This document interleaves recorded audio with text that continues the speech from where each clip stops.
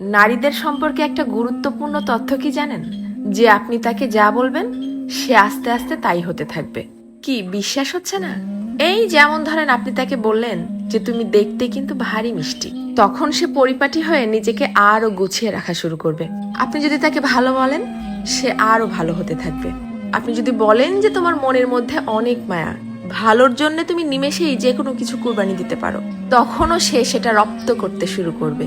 কিন্তু যখনই আপনি তার খুঁত ধরা শুরু করবেন, তার ছোট ছোট ভুলগুলোকে বড় বানিয়ে তাকে সবার সামনে অপমান করে ছোট করবেন, সে এটা পারে না, সে ওটা করে না, সে একজন বেয়াদব, সে একজন অসভ্য, মুখে মুখে তর্ক করে, সে একজন মারাত্মক রাগী তেজি জিদ্দি মহিলা, এ ধরনের কথাগুলো যখন তাকে কষ্ট দিয়ে বলবেন, সে কিন্তু আস্তে আস্তে তাই হতে থাকবে। কারণ তখন সে ইতোমধ্যেই জেনে গেছে যে আমার আর ভালো কিছু প্রকাশ করার মতো কিছু নেই।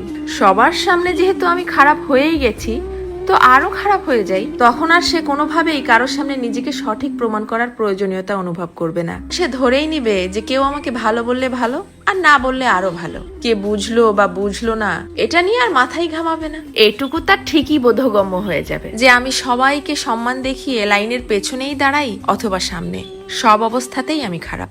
আর এভাবেই আস্তে আস্তে আপনি তাকে হারিয়ে ফেলবেন। আর একজন নারী কখনোই একদিনে বা একটা কারণে নিজেকে সরিয়ে নেয় না, এর পেছনে থাকে কোটি কোটি কারণ। এর জন্যই কথাই আছে না যে কথাতেই জয় আবার কথাতেই ক্ষয়। কারো ভুল ধরিয়ে দিতে হয় একান্তে, সবার গোপনে, আর কারো প্রশংসা করতে হয় তাকে